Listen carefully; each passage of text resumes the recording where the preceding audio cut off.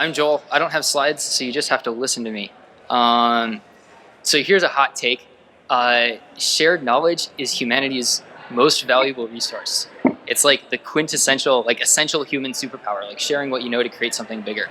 And you'd think that computers would be really great at sort of hosting this collective body of knowledge, especially if they were all like connected together in some internet.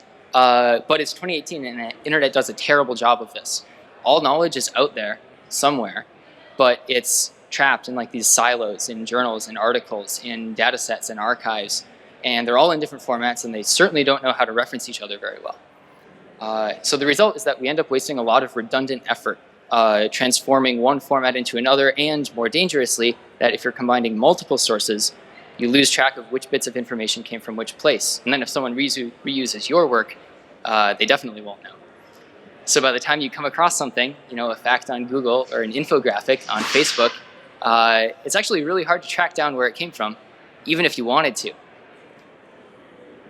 This conditions us to have like weird expectations about knowledge. Like we accept like a URL in a screenshot of a chart as an acceptable citation.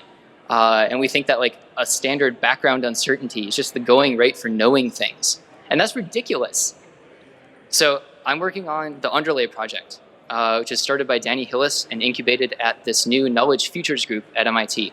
And we're brand new and we're just getting started, but we're building a global decentralized graph database with automatic provenance to store all human knowledge ever, the best yet. Another way of pitching it is as an analog for knowledge to what IPFS is for bytes, a universal resource that everyone has equal access to, where you can just describe the data that you want and then get it resolved. But we can't verify a fact by its hash, so every bit of information has to carry its provenance along with it.